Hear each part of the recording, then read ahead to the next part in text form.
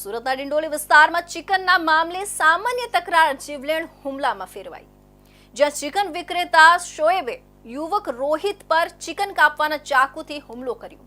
હુમલામાં યુવક ગંભીર રીતે ઘાયલ થતા અરેરાટી ફેલાઈ ગઈ છે। પોલીસે ઘટના સ્થળેથી શોએબને ઝડપી પાડ્યો છે અને રોહિતની સારવાર ચાલી રહી છે। સામાન્ય રીતે શરૂ થયેલો વિવાદ કેટલો ઘાતક સાબિત થઈ શકે છે તેનું આ જીવંત ઉદાહરણ છે। પોલીસે આ મામલે વધુ તપાસ હાથ ધરી છે। સુરતના ડિંડોલી વિસ્તારમાં ચિકન ખરીદવા ગયેલા એક યુવક પર જીવલેણ હુમલો થતા ચકચાર મચી ગઈ છે। ચિકન ખૂટી જવાના કારણે થયેલી સામાન્ય તકરાર એટલી હદે વકરી કે ચિકન વિક્રેતાએ યુવક પર ચિકન કાપવાના ધારદાર ચાકુ વડે હુમલો કરી દીધો। આ હુમલામાં 21 વર્ષીય યુવક ગંભીર રીતે ઘાયલ થયો છે।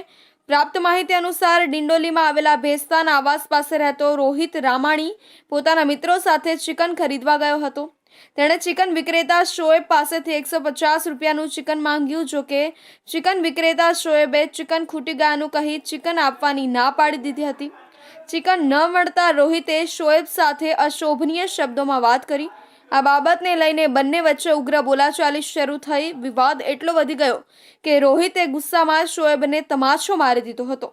તમાચો વાગતા શોએબ ઉશ્કેરાઈ ગયો અને તેણે રોહિતને મારી નાખવાના ઈરાદે પોતાની પાસે રહેલા ચિકન કાપવાના ધારદાર ચાકુ વડે હુમલો કર્યો। શોએબે રોહિતના ગળાના ભાગે અને પડખાના ભાગે ઉપરા છાપરી ઘા માર્યા। આ હુમલામાં રોહિત ગંભીર રીતે ઘાયલ થયો અને લોહી લુહાણ હાલતમાં જમીન પર ઢળી પડ્યો હતો।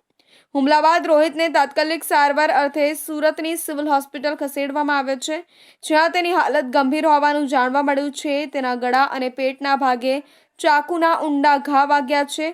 આ સમગ્ર ઘટનાની જાણ થતાં ડિંડોલી પોલીસે તાત્કાલિક કાર્યવાહી કરી આરોપી ચિકન વિક્રેતા શોએબની ધરપકડ કરી લીધી છે। પોલીસે આ મામલે વધુ તપાસ હાથ ધરી છે।